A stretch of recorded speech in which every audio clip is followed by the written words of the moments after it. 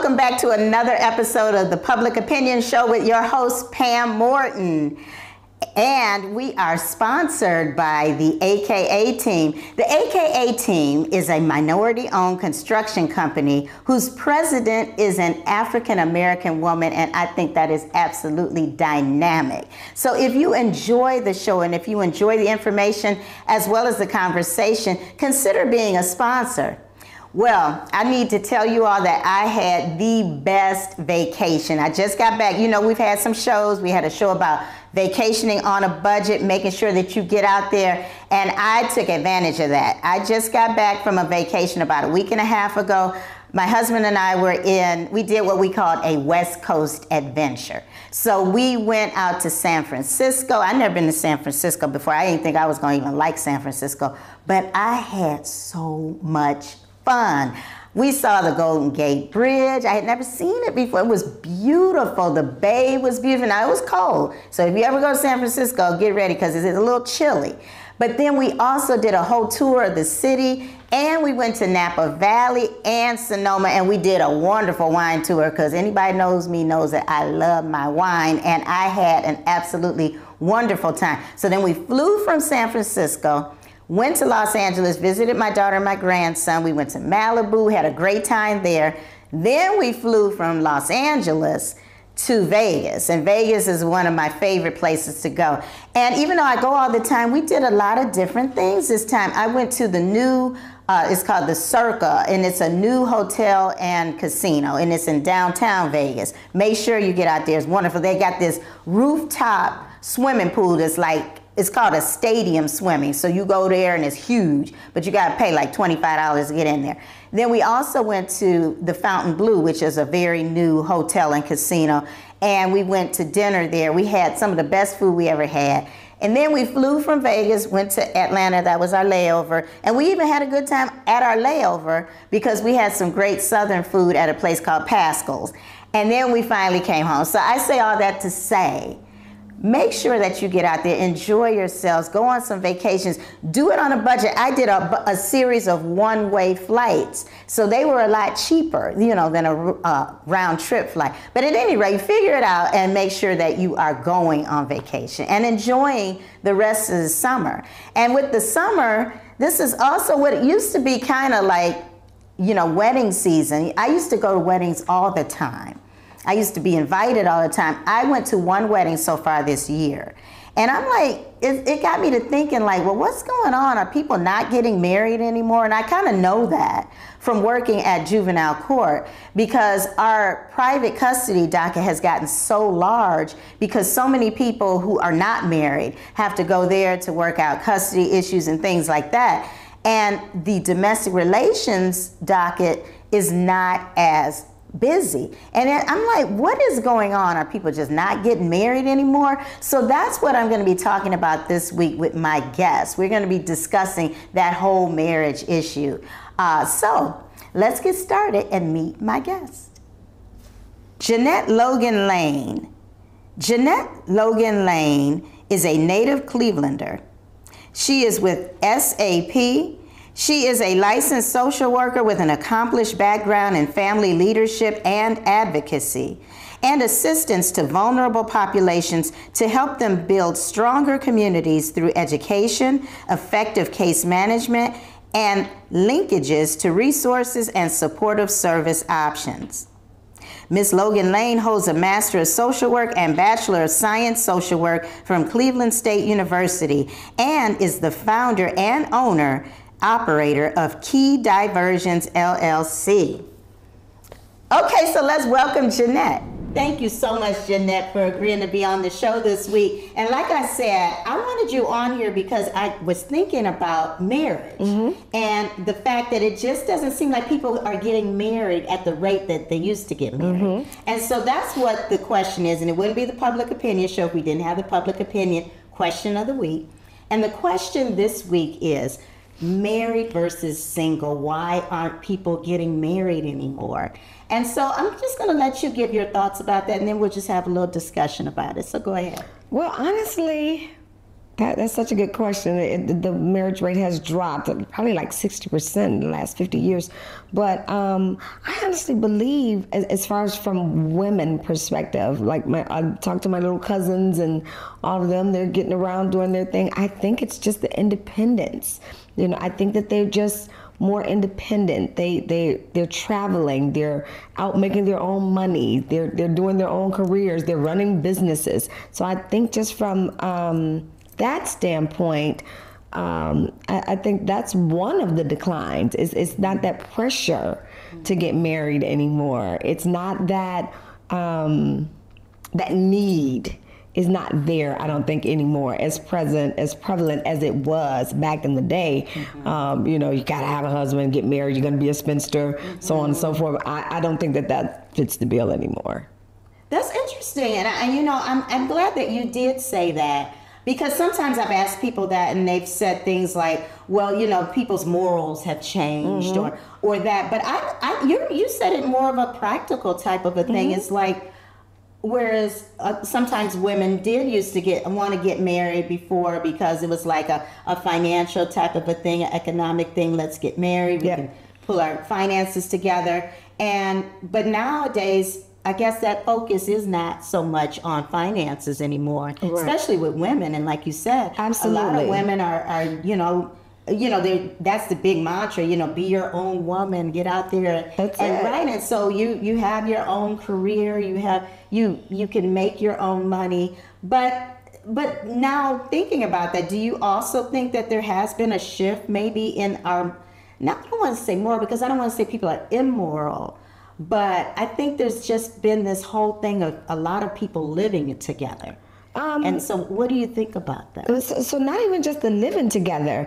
I think across the board, people's, and I don't want to use the word morals either, but the thought process is so different. You know, dating is so different. People aren't flocking to relationships anymore. People are hooking up. Social media is acceptance of this, and this. And people are doing exactly what they want to do. Contraception has allowed women to move however they want to move.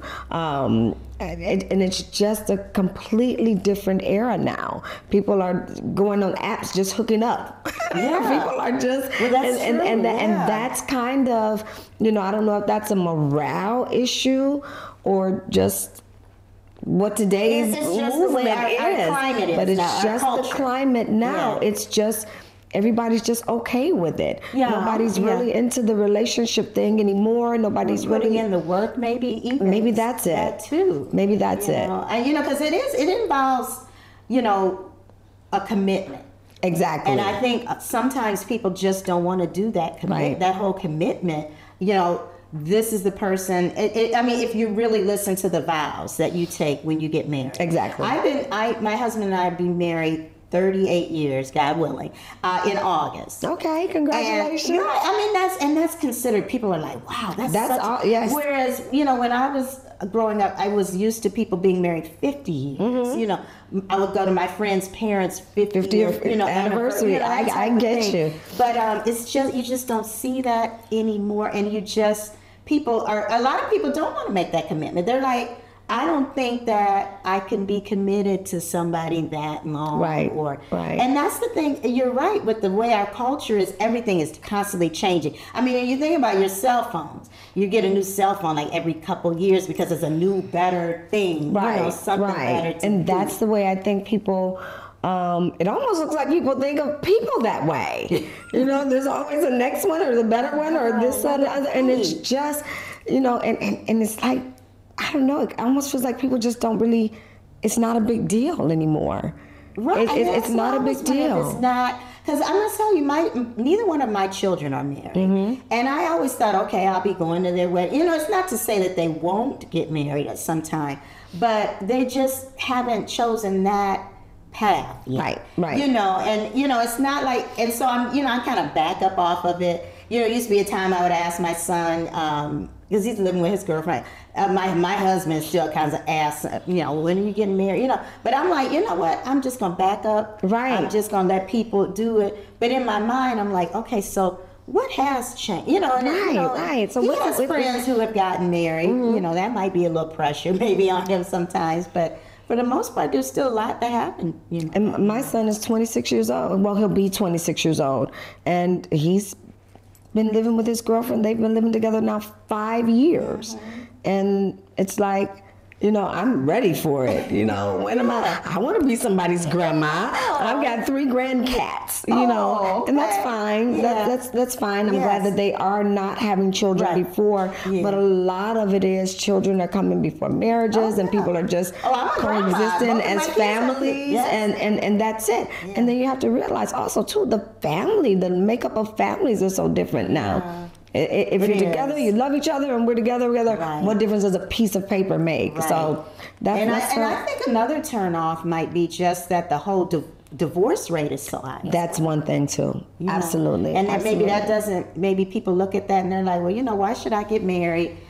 Looks like people can't stay married, especially nobody in Hollywood can, you know, they can stay. You know, I know that's shocking to me. I can't understand how you can find somebody worthy of marriage every other year, and to the point that you want to actually get married. You find somebody worthy of marriage every other year. That's amazing to me. So are you in a relationship? I am in a relationship, and I have been in a relationship as of last Tuesday for 10 years. And I am not married. Not married. I am not married. You want to talk about that? Why are you not married? I am not married because my boyfriend, my significant other, my partner, whatever you choose to call him, I don't even know what to say. At 56 years old, my boyfriend, right? You know, so that's kind of crazy. But he's been married once, and you know, he's just I've been married once, but when I got married, it was. I don't even feel like it counted, but you know, it's just kind of almost like he doesn't want to make the commitment. I feel like he just doesn't want to make the commitment. He's saying it's financial, this, that, and other, but we've been doing this thing for 10 years. You know what I mean? Right. I haven't gone anywhere yet because you're not a major. Well, has that conversation come up in the 10 years? The conversation is always coming up. So what are some of the reasons? Because you want to be married, right? I would like the commitment. You would like the okay. I would like the commitment. So when you all have that conversation, does he offer like why he does not want, or does he say, "Oh, we'll get married"? You know, because a lot of times men will be like, "Oh, baby, we're gonna do that. We're gonna do that, and then we're gonna do that." Ends up being 2, 3 more, 5 more years. Now. Right. So he likes to have the conversation in the heat of passion, and then the next day he acts like he doesn't really. Wait a minute, I didn't say that. I don't know what you're talking about. So for me, I've decided I'm not going to mention it again. Okay. You know, it's if it comes up, it comes up. Well, see, I think some people are just like you. They just resign themselves to the fact that I have a significant other. Yeah. We're committed, you know, to the relationship, but you haven't made vows. Right. And then that's the thing. It's like, so what's wrong with the actual vow? Exactly. And I don't know if it is because he has said, you know, like as far as divorce, you know, and all that he went through with the last divorce, and how much it cost and such and so like that. So that's one of the things that he's saying. We've been doing this for 10 years. Yeah. You know, we've been But maybe he got a bad taste in his mouth from that. Listen, and it's just like, well, go rinse your mouth rinse your mouth and come back, sir. Right. It's like, don't let one bad thing, exactly, you know, turn you off. So that's but that's you know, one of the biggest you know, things that he has. We have 3 boys together. I've been there for 10 years, so we've got, you know, I've got a son that's 26, and then the other 2 boys are 23 and 21, I believe. Okay. So, you know, they were all little guys when we got together. Okay, so were those your children together? I have 1 son and he has 2. Oh, okay, so you have a blended relationship. We do. Okay. We do. Families are all blended. You know, we cool with the ex-mom and, you know, all of that. So I honestly do not understand. I don't either. And a lot of times now people are treating their relationships like they would treat a car that they want to try it out. You know, let me do a test drive. Yeah, but 10 years, No, we've been riding not too your long. situation. Right. Well, you can test road it around and Right. We done got new ones. You know, we've got new cars. But yeah, now, I've heard people say, well, I can't see marrying somebody that I haven't lived with first. Yeah. You know, to see what it's like to actually live with them, because I may not like living with them. Right. But, you know. And that I can see that.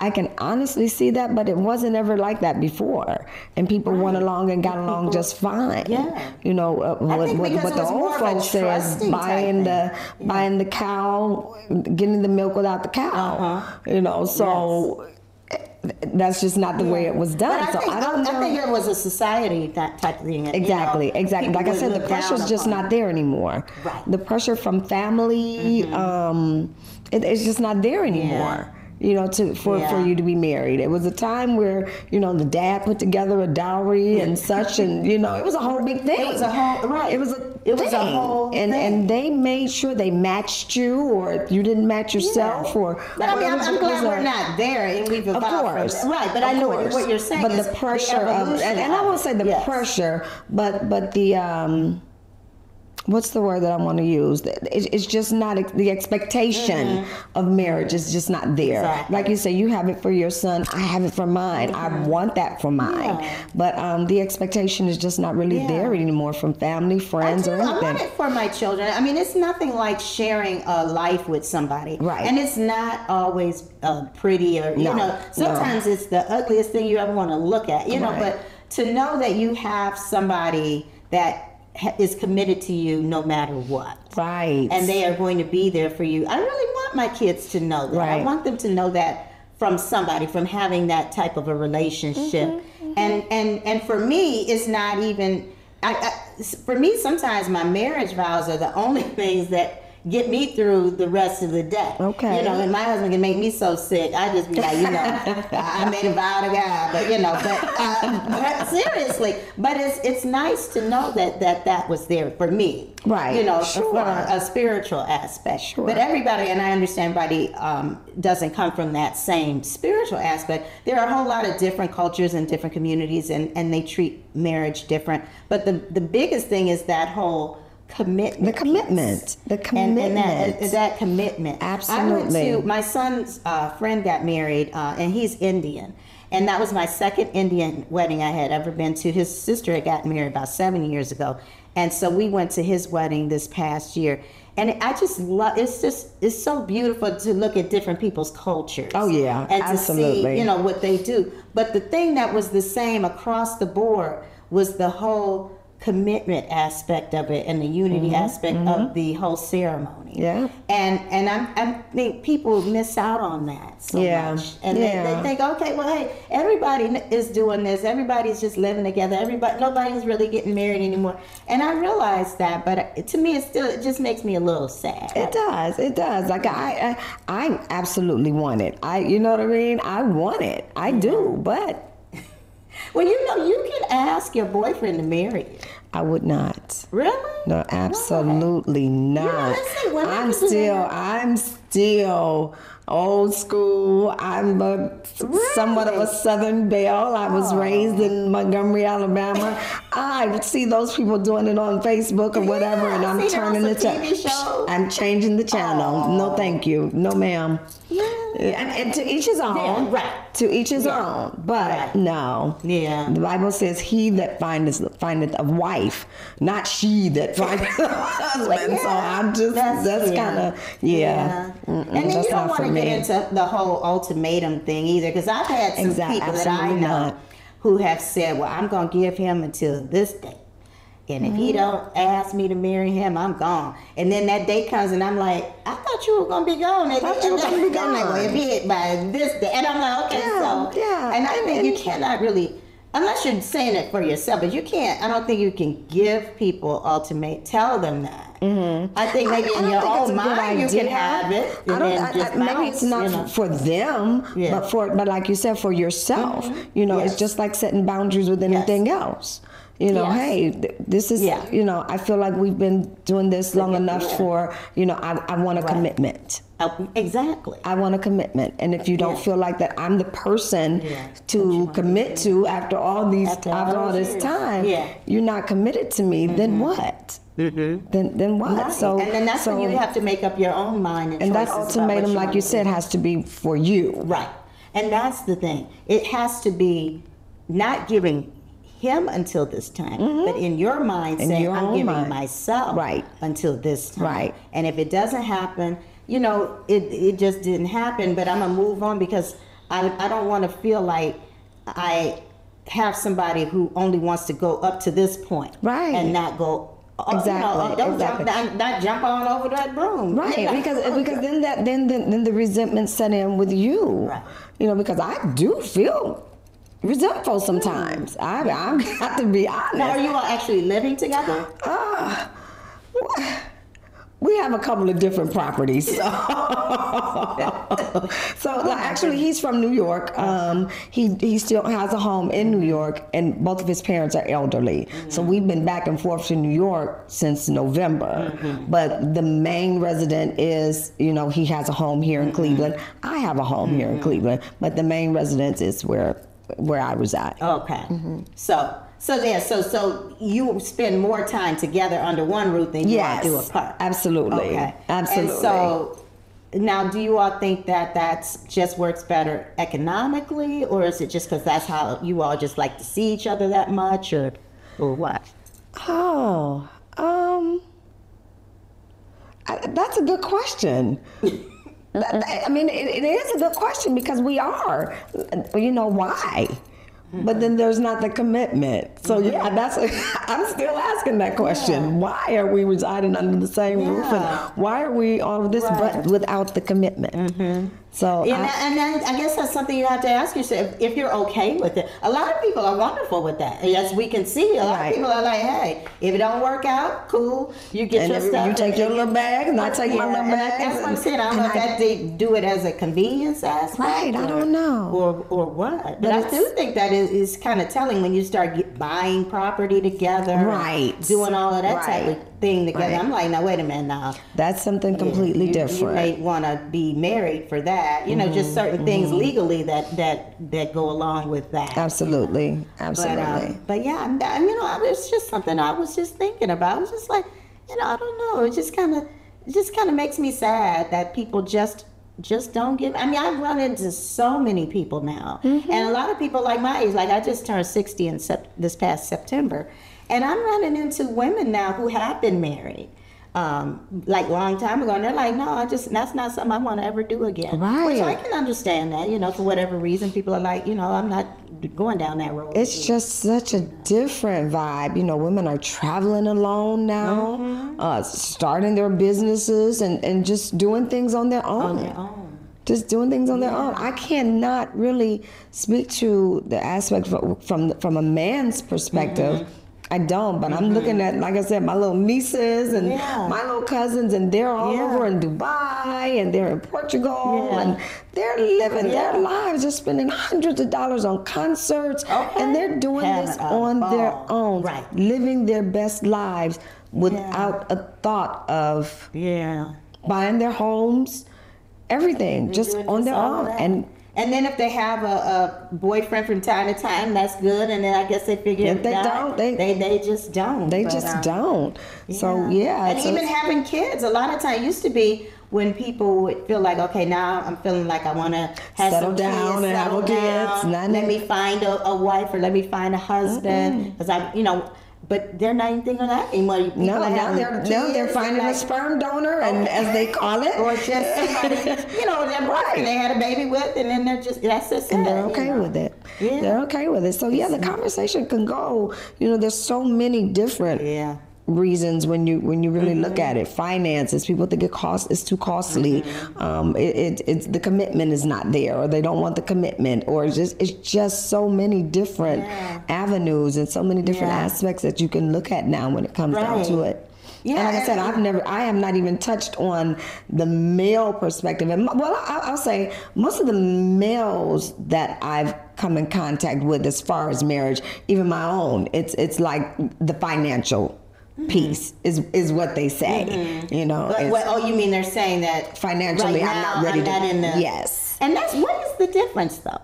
What is because if you're especially if you're living with somebody. Right. So if you're living with somebody, why would the reason be my finances are not where I want them to be for us to get married? Right. Unless you're just talking about saving for the actual wedding itself. Right. Correct. But I've heard that from a lot of people. They're like, well, when I get my finances together, then maybe I will consider it. But you already are doing everything that married people are doing. Everything together. I don't know if that really is the reason. That's why I say that's what they put in their mind. That's why I said that's what I've heard. Right, and I've heard that too.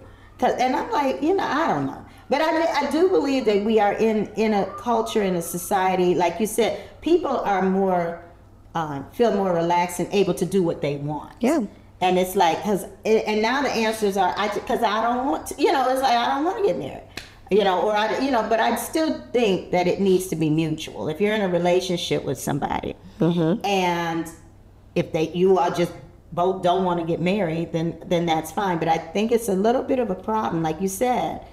If one person wants that commitment and the other person doesn't, then the person I believe that wants that commitment does have to kind of start thinking about, make some decisions. Exactly. Or even if that decision is, okay, I'm okay with this because I really don't want to lose that person, and maybe I'll just try to understand why they don't. Something, I don't know. Correct. But I do think that's something that needs to be discussed. It is a conversation. It's a conversation. It's a conversation. Right. And on that note, we're going to wind up this conversation. Right. But this has been, I really have enjoyed this conversation. Thank you. I think this is something absolutely for people to talk about. It is. I think it is. And like I said, people who have grown children, even people themselves who are not too much younger than us, who are in a relationship and are might be thinking about, why am I not getting married? Yeah. But thank you so very much. Thank you for having me. Thank you so much for having me. It was fun. It was. Well, I certainly enjoyed that conversation. Like I said, that's something that I've been thinking about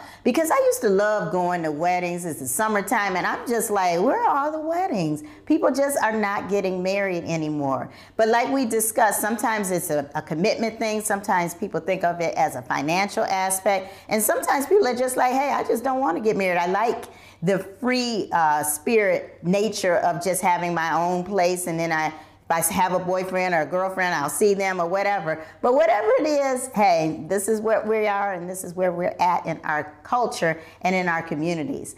I also want to thank again the AKA team for their sponsorship. And if you enjoy watching the show, continue to follow us on Facebook and YouTube. And if you cannot watch the show, listen on the go wherever you get your podcasts. So until next time, I'll see you for another episode of Public Opinion. Bye-bye.